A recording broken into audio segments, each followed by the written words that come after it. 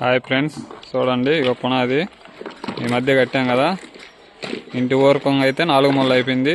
పారిగోడ వరకు అయితే 3 సైడ్లు అయిపోయినది. ఓన్లీ ప్రింట్ ఇంట్లో మధ్యలో ఉన్నాయి. ఇవన్నీ వచ్చేసి మనకు మట్టి అంతా పిలపు నిన్నాక ప్రింట్ కట్టేసి మధ్యలో కూడా కట్టేసి ఒక వరుస అన్ని పెంతి భీములు పోసేది ఉన్నది. చూడండి ఇవాళ లాస్ట్. ఈ మట్టి పోసేదానికి ఒక 10 days మళ్ళీ పని ఆగిపోతుంది. అంత మట్టి పోసి అంత నీళ్ళు పట్టాలి కదా. చూడండి ఈ ప్రింట్ బ్యాలెన్స్ ఉంది.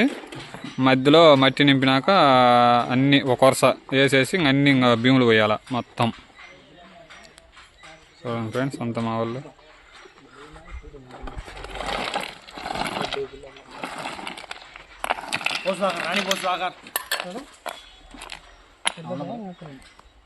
ఆడబడతాయి వాళ్ళు పిల్లకాడ కట్టి తీసుకురా గంపకాన్ని చేసుకుని తీసుకుంటారు.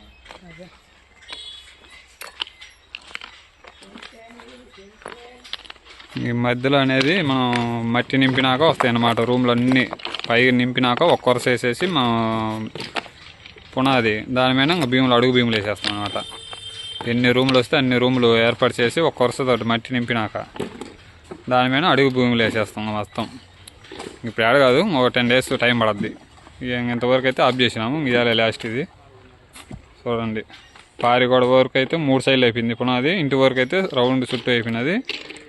ప్రింట్ ఏంటంటే ఇది టాటర్ రావాలి కాబట్టి మట్టి టాటర్, అందుకని ప్రింట్ కట్టలేదు. ఈ మధ్యలో కూడా మట్టి నింపినాక కట్టాల. చూడండి ఇంతవరకు అయితే పని.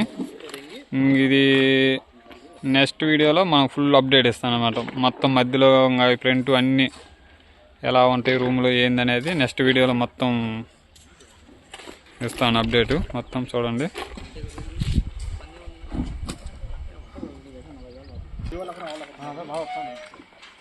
ఫ్రెండ్స్, బేస్ మటం బాగా కట్టామా ఫ్రెండ్స్. చూడండి బాగా కట్టుంటే ఒక లైక్ కామెంట్ చేయండి.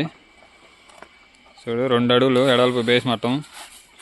వారం రోజుల నుంచి కష్టపడుతున్నాం మేమంతా.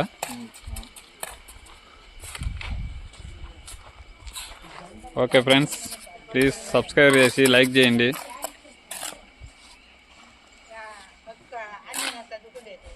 అరే